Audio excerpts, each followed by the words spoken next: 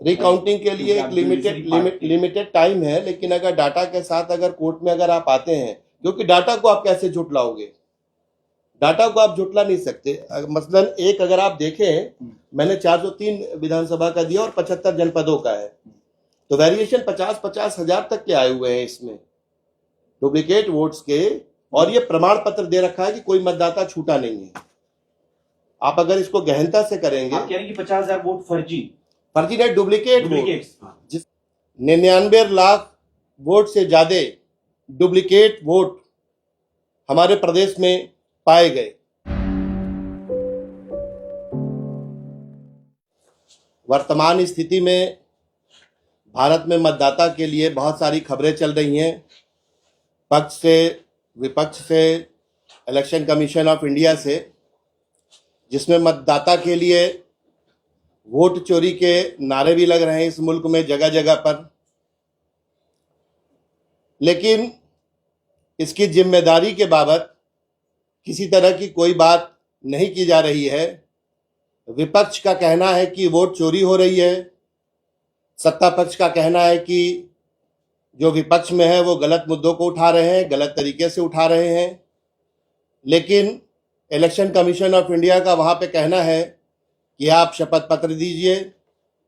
ऐसा हम लोग मेन स्ट्रीम मीडिया और सोशल मीडिया के माध्यम से ये चीज़ हम लोगों के बीच में आ रही है, क्योंकि किसी भी लोकतांत्रिक देश में मत का अधिकार व्यक्ति का सबसे बड़ा अधिकार होता है, जो भारत के संविधान से हमें मिलता है।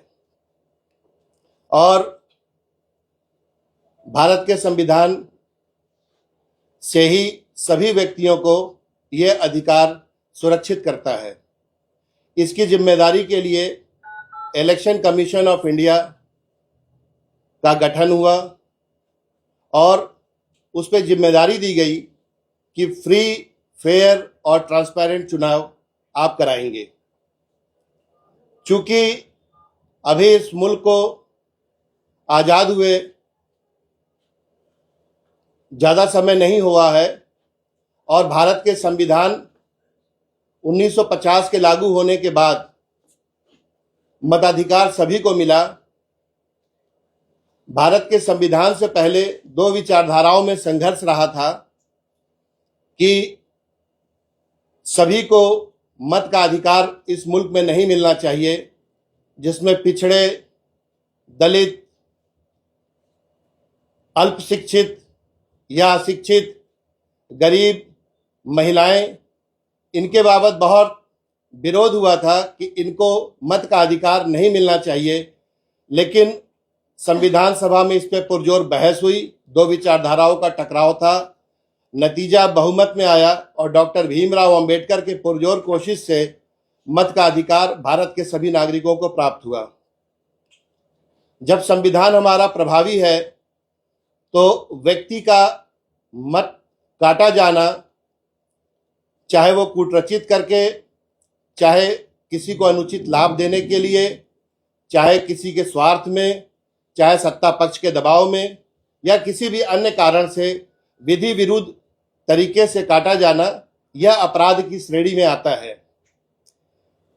भारत के इतिहास में जब से संविधान प्रभावी हुआ है, नागरिकों का इस ओर ध्यान बिल्कुल नहीं जाता कि अगर किसी का वोट या मत काट दिया जाता है मतदाता सूची से, तो उसके लिए उसके पास कौन कौन सा उपचार है।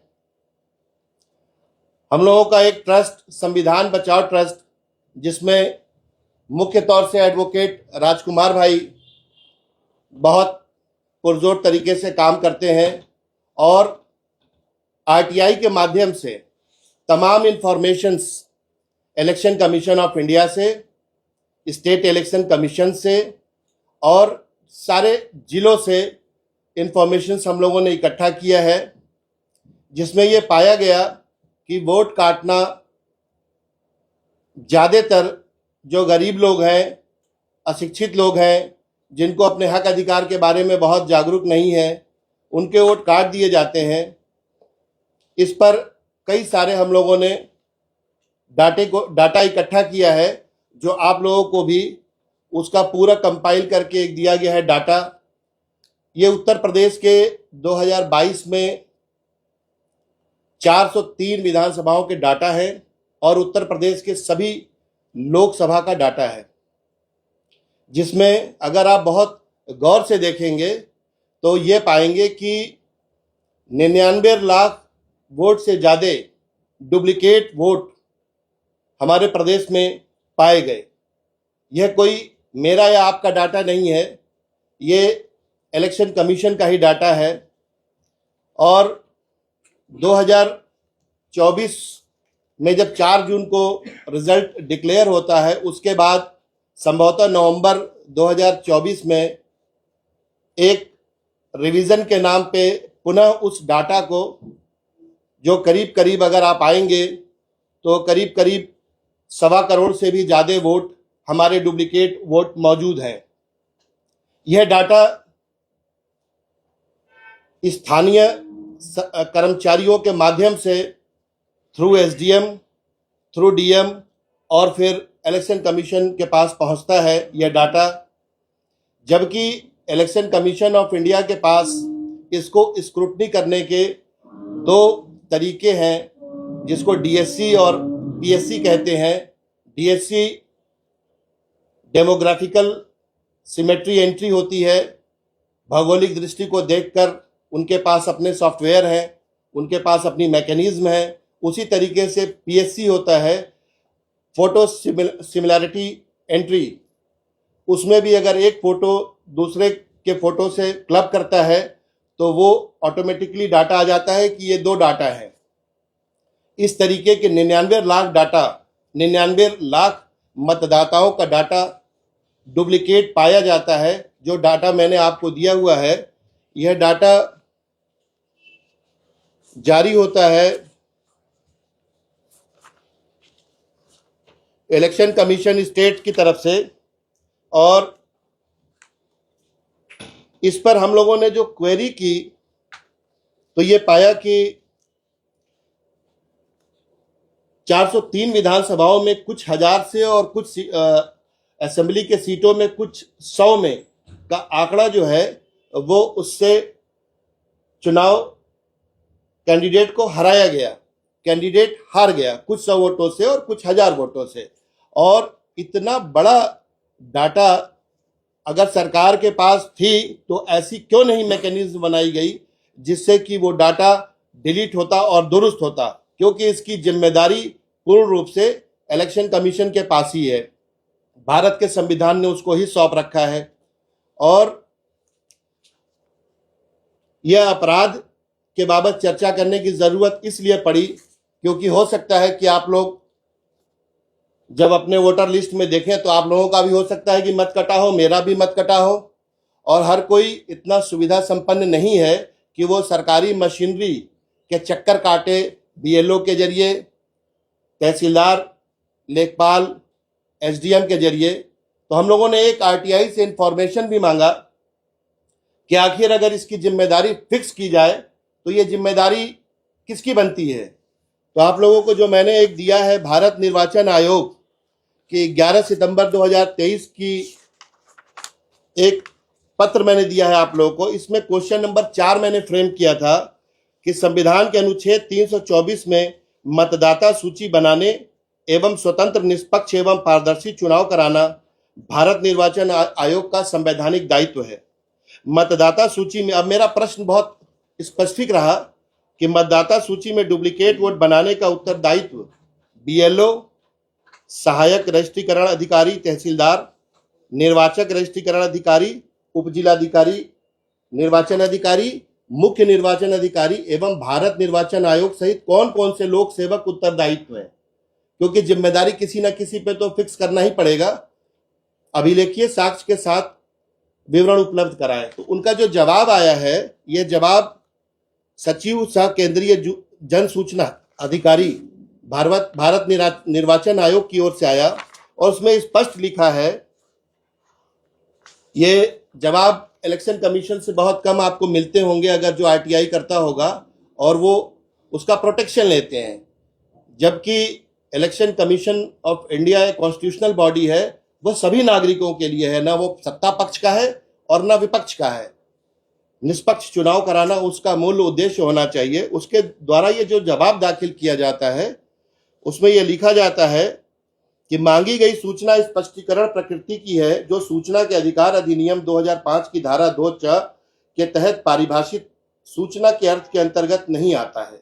हालांकि अब यह गौर करने वाली बात है, हालांकि यह सूचित किया जाता है निर्वाचक रजिस्ट्रीकरण अधिकारी निर्वाचक नामावलियों की तैयारी एवं पुनरीक्षण के लिए संवैधानिक प्राधिकारी है और इसलिए वह उक्त प्रक्रिया से संबंधित प्रत्येक क्रियाकलाप के लिए पूरी तरीके से जिम्मेदार है। यानी कि जो एसडीएम सब डिविजनल मजिस्ट्रेट को वो पूरी तरीके से इलेक्शन कमीशन ऑफ इंडिया इस तरह की जो लापरवाही है या सारे क्रियाकलाप है जो विधि विरुद्ध है, जो मतदाता के हित में होने चाहिए और नहीं है, उसके लिए एसडीएम को जिम्मेदार मानता है। तो सवाल ये उठता है कि जब वोट कटे विधि विरुद्ध तरीके से, तो अभी तक आम आदमी के बीच में था कि हम लोग किसके पास जाएं। तो जाने के लिए आप एक रिप्रेजेंटेशन दें इलेक्शन कमीशन को और कॉपी टू एसडीएम करें और उसके बाद सीधे एसडीएम पब्लिक सर्वेंट है उसके खिलाफ मुकदमा करने के लिए उसको आरोपी बनाइए और सीधा उसके ऊपर मुकदमा करिए। अगर भारत में इस तरह की कार्रवाइयां होने लगेंगी तो वोट चोरी का जो चल रहा है मामला, चोरी या डकैती नहीं हो पाएगी और वो एकक वोट बहुत मुश्किल से मिला है इस मुल्क में। दुनिया के सभी देशों में लोकतंत्र नहीं है, वहाँ वोट की कीमत आप समझ सकते हो आप। और आप लोगों को मैंने कुछ पेपर्स दिए हैं, अभी रिसेंटली हापुड़ का है ये 22 अगस्त 2025 का। इसमें पढ़िएगा बारीकी से। इसमें एसडीएम ने अपने बीएलओ सुपरवाइजर लेखपाल को नोटिस देता है 8 बिंदुओं से कि 2022 में जो मत काटे गए थे उसकी जांच होनी है। 2022 में सरकार चल रही है अभी और 2025 में उसकी जांच हो रही है। ये डॉक्यूमेंट्स उनके ही पेपर्स हैं, उप जिलाधिकारी हापुड़ के पेपर है। दूसरा जो डाटा दिया जाता है इलेक्शन कमीशन ऑफ इंडिया को एसडीएम के थ्रू, जिलाधिकारी के थ्रू, और बार बार एक ही बात कही जाती है, उनके प्रमाण पत्र दिए जाते हैं। क्योंकि जब सरकारी नौकर जो है पब्लिक सर्वेंट लोक सेवक, तो लोक सेवा की भावना से अन्यत्र जाकर वो जो डाटा देते हैं और उसको प्रमाणित करते हैं, प्रमाणित इस बात पे करते हैं कि यह ध्यान करने वाली बात है कि मतदाता सूचित को दूषित करने के उद्देश्य में से शामिल नहीं किया गया है तथा अन्य प्रकार से कोई त्रुटि विसंगति नहीं है और कोई मतदाता छूटा नहीं है। यही प्रमाण पत्र को बेस बनाकर जिलाधिकारी इलेक्शन कमीशन ऑफ इंडिया को अपना प्रमाण पत्र देता है कि कोई भी मतदाता छूटा नहीं है। तो अगर आप लोग ग्रास रूट लेवल पे देखेंगे तो अभी भी सैकड़ों और हजारों मतदाताओं का वोट कटा हुआ है या डुप्लीकेट बना हुआ है।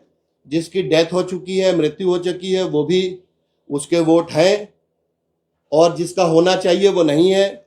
अभी सुप्रीम कोर्ट में योगेंद्र यादव जी 2 मृतक लोगों को लेके खड़े हो गए थे। ये मृतक लोग हैं मतदाता सूची में और ये जीवित हैं। इस तरीके के ढेरों सारे उदाहरण आप लोगों को ग्रास रूट लेवल पे मिलेंगे। जब सरकारी अधिकारियों के खिलाफ, जिनकी जिम्मेदारी है वोट के बाबत, अगर विधि विरुद्ध कार्य करते हैं अनुचित लाभ देने के लिए, दुराशय से, बेईमानी से, तो निश्चित रूप से वो दंड के अधिकारी हैं। यह जो आज का आप लोगों को बुलाने का मकसद है कि जनता में अवेयरनेस हो कि जो मतदान या मतदाता सूची की तैयारी या बनाते हैं या रिवाइज करते हैं वो कोई खुदा नहीं है, कोई ऊपर से नहीं आए हैं। इलेक्शन कमीशन ऑफ इंडिया कोई बाहर या आसमान से उतरा नहीं है, हम ही लोगों के बीच का है।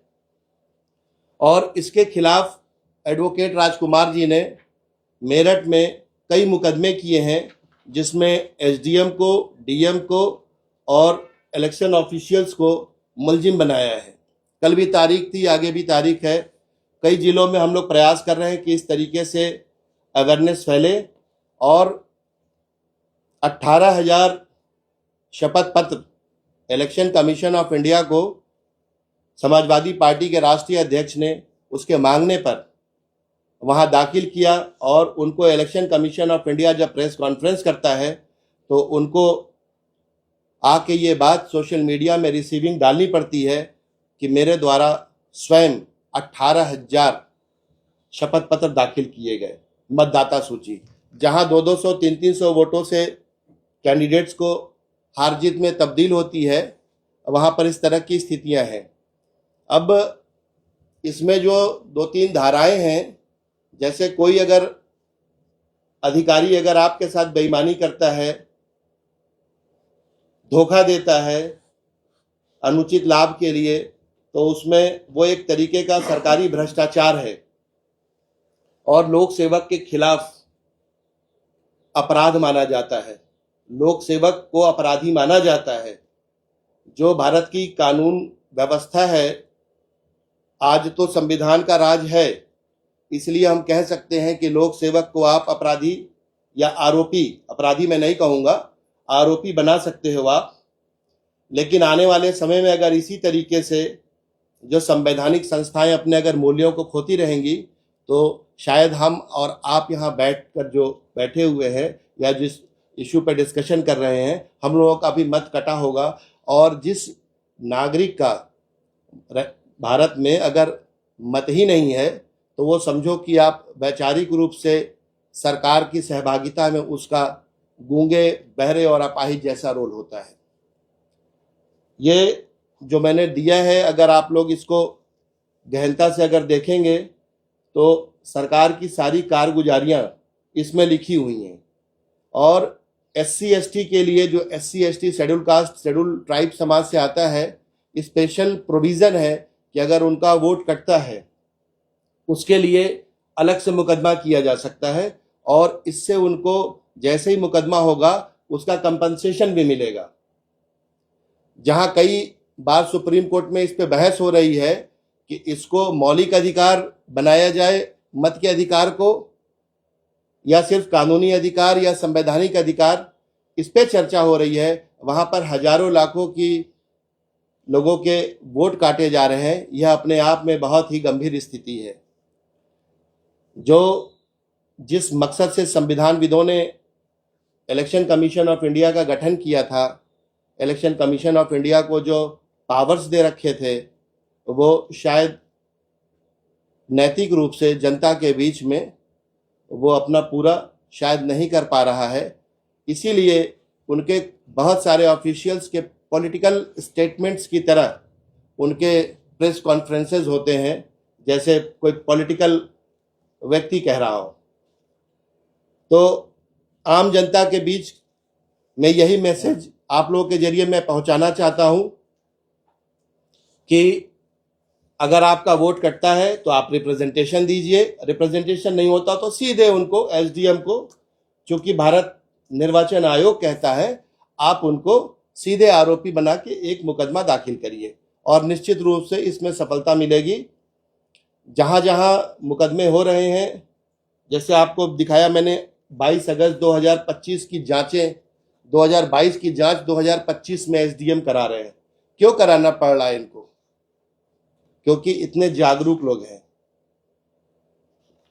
जो बीएलओ या जो भी स्थानीय कर्मचारी होता है, उसकी जिम्मेदारी होती है कि वो बूथ में प्रत्येक व्यक्ति के लिए अपनी जांच आख्या प्रस्तुत करे और उसको उसी फॉर्मेट में वापस करे सूचना। ये नहीं कि आपकी कहीं से पर्ची आ गई कि इतने लोगों का वोट काट दो, इतने परिवार के लोगों का वोट काट दो और इतने लोगों को जोड़ दो। जोड़ने वाले प्रक्रिया पे एक अविश्वसनीयता पूरे मुल्क में फैली हुई है आम लोगों के बीच में, और मतदाता बुरी तरीके से डरा हुआ है। तो डरने की जरूरत नहीं है, अभी भारत में संविधान का राज कायम है। आप लोगों से मैं आखिरी में यही कहना चाहूँगा कि इनको आरोपी बनाते हुए जनता के बीच में ये संदेश दें कि इनको आरोपी बनाया जा सकता है, यह भी लोक सेवक है। जो सरकारें बन चुकी हैं, तो अगर इस तरीके से मुकदमे दर्ज होते हैं या कुछ होते हैं, तो वो तो सरकार अपना कार्यकाल पूरा कर लेंगी, तो उसके बाद क्या हो सकता है? अगर जजमेंट भी आएगा, कोई चीज होगा। पूरे भारत में अगर 4 अधिकारी को जिस दिन सजा हो जाएगी, यह भी बंद हो जाएगा। जब तक आवाज नहीं उठती है, वोट तो बहुत पहले से कट रहा है। ये 2025 में क्यों वोट चोरी का मामला आया है? आप जो बूढ़े पुराने लोग होंगे, बुजुर्ग होंगे, उनसे आप पूछिए गाँव में, थोक के भाव में जो चुनाव लड़ते होंगे, ग्राम प्रधानी से लेकर सांसद तक का, उनको ये जानकारी में होगा कि हमारे वोट कटे हैं। आप डिजिटल इंडिया की एक तरफ बात करते हो, भारत में रूरल सेक्टर में कितने लोग डिजिटल हैं? भारत सरकार के पास अगर ऑफिशियल डाटा लेंगे तो कितने लोग यहाँ पे डिजिटल लोग होंगे? रूरल सेक्टर में ना के बराबर है। आप जिस तरीके से उनके कंप्लेंट्स को डील करते हो, जिस तरह शिकायतों को डील करते हो, कोई उसकी लॉजिकल एंडिंग नहीं है। लेकिन आम आदमी यहीं तक रुक जाता है। आम आदमी रोटी दाल अपने छत से परेशान है, अपनी समस्याओं से घिरा हुआ है। उसके पास उस तरह के संसाधन नहीं है, उस तरह की जागरूकता नहीं है कि वो अपने अधिकारों के लिए वहां लड़ाई लड़े। लेकिन मैं यकीन दिलाता हूं कि जब अधिकारों के लिए, जब ये जो हम लोग को अधिकार मिला है, वो लड़ाई से ही तो मिली है, संघर्षों से ही तो मिला है। अगर संघर्ष करने से अगर ऐसा व्यवस्था बने, पहली बार 2025 में ही वोट चोरी की ही बात हो रही है, पहले भी वोट कटे हैं, लेकिन अब ये लोग सतर्क हो रहे हैं धीरे धीरे। SIR रिविजन्स पहले भी प्रत्येक वर्ष रिविजन्स होते हैं, लेकिन SIR पे पूरे देश में एजिटेशन चल रहे हैं। तो चौकन्ना रहने की जरूरत है। और एक कहावत है कि जो सोएगा वो खोएगा, जो जागेगा वो पाएगा। सर, अभी हाल में बिहार में इलेक्शन है जो तुरंत होना है, 65 लाख वोट कटने की बात हो रही है। आप कह रहे हैं कि आपका बैनर पे भी लिखा हुआ है कि वोट चोरी अपराध है, वोट चोरी से कैसे बचें। तो जिन लोगों के वोट कटे हैं, जिसके बारे में चुनाव आयोग अपने तर्क दे रहा है, तो उन लोगों को क्या, अभी वो इतना कम टाइम है, वो कैसे फिर अपने वोट को बचा सकते हैं? उसमें तो लंबा है। बिल्कुल बिल्कुल, उसमें जो राजनीतिक दल है उनको आगे आना चाहिए, जो चुनाव में इच्छुक लोग हैं उनको आगे आना चाहिए, जो समाज की बेहतरी चाहते हैं उनको आगे आना चाहिए, जो इंटेलेक्चुअल हैं उनको आना चाहिए, आप जैसे भाई लोगों को आगे आना चाहिए, जो जर्नलिस्ट हैं, जो रियल में ग्राउंड वर्क कर रहे हैं उनको आगे आना चाहिए। और एक बूथ पे मान लीजिए कि 800 वोट है हमारे, तो ये मतदाता सूची तो बैक का है ही आपके पास। अभी कितने कट रहे हैं या जो काटे गए हैं, बहुत से जब अगर आप स्क्रूटनी कराएंगे, एक बूथ का भी अगर कराते हैं, तो निश्चित रूप से उसमें 2-4 ऐसे नाम निकलेंगे। आप एक के खिलाफ कार्रवाई करिए। जिस दिन सरकारी अधिकारी के खिलाफ एक एप्लीकेशन पड़ता है, तो आप यकीन मानिए कि उसकी नींद उड़ जाती है। वो तभी तक बचा हुआ है जब तक कोई सामने आवाज नहीं आती। मनोज जी, आप तो समाजवादी के नेता हैं, अभी इंडिया अलायंस जो है पूरा ग्रास रूट पे काम कर रही है, तो हल्ला कह ही रही है कि वोट चोरी हुई है। आप भी एक अलग मुहिम चला रहे हैं, क्या आप पार्ट हैं इंडिया अलायंस के? जिस तरीके से वो लोग कर रहे हैं, आप सबमिट करेंगे अपने चीजों के, ऐसी चीजें हुई हैं, या फिर आप अलग काम करेंगे? नहीं, सब लोग साथ में है। जो भी अवेयर्ड आदमी है, मेरा सभी मतदाताओं के लिए है, वो किसी भी जाति धर्म का हो, किसी भी लिंग का हो, किसी भी स्थान का हो।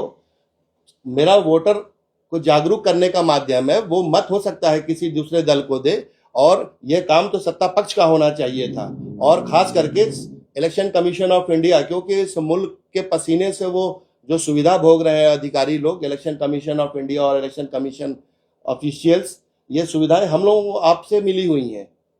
सुप्रीम कोर्ट में भी एक मामला आया था पानीपत का, आपने देखा, वोटों की फिर से गिनती हुई और जो हारे थे उन्हें सरपंची करार दिया। यही मैं भी कह रहा हूं कि इसी तरीके की आवाज हम लोगों को भी उठानी होगी। तो अभी आपने कहा कि जैसे कि 22 में यूपी में इलेक्शंस हुए थे, उसमें कई सारे एमएलए जो 100 वोट से हारे, 200 वोट से, क्या उनकी फिर से रिकाउंटिंग की जाएगी? क्या ऐसा कुछ? रिकाउंटिंग के लिए एक लिमिटेड टाइम है, लेकिन अगर डाटा के साथ अगर कोर्ट में अगर आप आते हैं, क्योंकि डाटा को आप कैसे झुटलाओगे? डाटा को आप झुटला नहीं सकते। मसलन एक अगर आप देखें, मैंने 403 विधानसभा का दिया और 75 जनपदों का है, तो वेरिएशन 50-50 हजार तक के आए हुए हैं इसमें डुप्लीकेट वोट्स के, और ये प्रमाण पत्र दे रखा है कि कोई मतदाता छूटा नहीं है। आप अगर इसको गहनता से करेंगे, आप कह रहे हैं कि 50,000 वोट फर्जी नहीं, डुप्लीकेट वोट, डुप्लीकेट्स। जिसका होना चाहिए उसका नहीं है, जिसका नहीं होना चाहिए है, वही तो बात हो रही है। एक मतदाता का 2 जगह वोट। सर, जैसे आपने कहा कि अधिकारियों पे भी कार्रवाई हो सकती है, राहुल गांधी कह रहे हैं कि वोट चोरी देश में हो रही है, उन्होंने यात्रा बिहार में निकाली, लेकिन कर्नाटक में उनकी सरकार है तो वहां तो वो अधिकारियों पर कार्रवाई नहीं कर रहे हैं, ऐसा क्यों सर? वोट जिनके कटे हैं उनका ये बनता है दायित्व कि वो अपनी आवाज को एजिटेट करें। जिनका वोट कटा है, अधिकार तो उनके छीने गए, वो किसी भी राजनीतिक दल का हो सकता है व्यक्ति। इसमें कांग्रेस कोई कार्रवाई नहीं कर सकती वहाँ अधिकारियों पर? नहीं, क्यों नहीं कर सकती? जब गड़बड़ हुई है, खुद कह रही है कांग्रेस वहाँ गड़बड़ हुई है। हाँ। सामने जब वॉइस आएगी तो निश्चित रूप से कार्रवाई होगी। ये सब दिखावा है, ये राजनीति स्टैंड है। ये कह रहे हैं कि एक माहौल तैयार किया जा रहा है, कहीं ऐसा तो नहीं कि माहौल ही माहौल रह जाएगा, बाकी नहीं, कार्रवाई शुरू हो गई। 12 मुकदमे आपने डाला एंटी करप्शन कोर्ट में, सबको एसडीएम को और डीएम को और इलेक्शन कमीशन ऑफिशियल्स को नोटिस इशू हुए हैं। यूपी में जो बीजेपी, जो आप कह रहे हैं 50,000 डुप्लीकेट्स, तो आप भी कोर्ट जा रहे हैं क्या उन लोगों को लेकर जो हारे हुए हैं, जो डुप्लीकेट्स वोट है, इस तरीके की कार्रवाई के लिए आप लोग कोर्ट जा रहे हैं क्या? कोर्ट जाना चाहिए। मेरा राजनीतिक दल की बात मैं नहीं करता, राजनीतिक विचारधारा की बात नहीं हो रही है, बात हो रही है वोटर के मताधिकार की।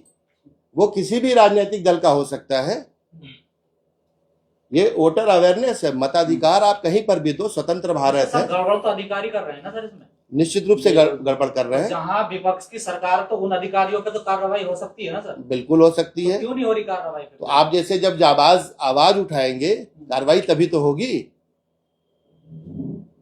तो यूपी में ऐसा कोई माहौल तैयार होगा कि आने वाले कुछ समय बाद में? हाँ, बूथ पे काम हो रहे हैं, बूथ पे काम इस पे चल रहा है। सर, आवाज उठाने की आपने बात कही, आवाज उठाने का मतलब है कि उन लोगों तक ये इन्फॉर्मेशन पहुंच नहीं रही है, लेकिन जो लोग खुद से यात्रा निकाल रहे हैं, वोटर अधिकार यात्रा, उनको तो सब चीज पता ही है ना।